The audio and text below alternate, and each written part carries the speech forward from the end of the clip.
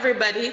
I'm here to encourage you and to let you know that logic can save your life. And even if it does not save your life, it will at least stop you from talking foolishness.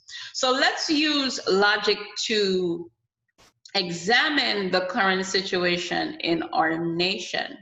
So there is this phrase that is being bandied about: Black Lives Matter.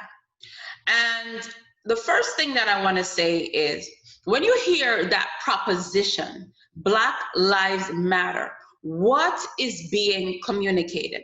Now, two things are really being communicated. One is an organization that has been created to further that proposition. Now, you may or may not agree with some of the founding principles of that organization, but that is not the main issue.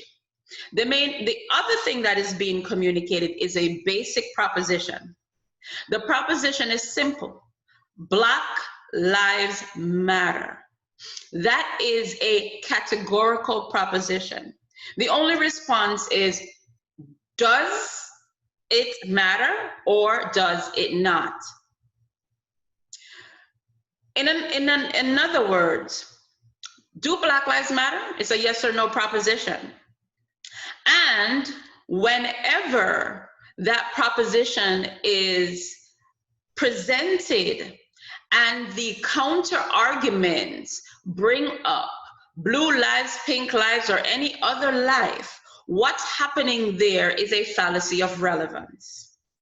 A fallacy of relevance occurs when a proposition is presented and the response or counter argument does not address the argument at hand. It is a deflection technique. So the only question to that proposition is whether Black Lives Matter or not. Is that proposition valid or invalid? Whenever anything else is introduced, chances are what we're going to get is a fallacy of relevance. The other thing that I want to talk about is this other situation when persons are speaking specifically about the unjust death of George Floyd or any other person that lost their life in some unjustifiable way. And political pundits proceed to bring up their criminal past. They're engaging in another informal fallacy. That's an argument against the man. The argument against the man attacks the person rather than the argument. When we bring up, let's say, for example, George Floyd's criminal past, what we are doing is deflecting. That has nothing to do with the issue at hand, whether the actions that led to his death were justified or not. We are creating arguments by attacking the character of the persons involved rather than the argument itself.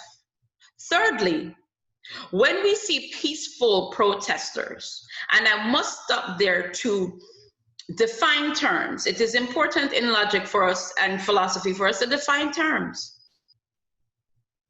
When peaceful, the operative term, not looters, not persons who are being violent, peaceful protesters are attacked based on a message that they are trying to communicate, that's an ad baculum. That's an argument by force.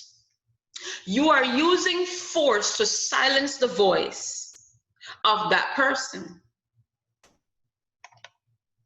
So at this point, I want to encourage us. We are in very emotional times, and propaganda is running rampant. But let's seek the logic of the facts, shall we? Until next time.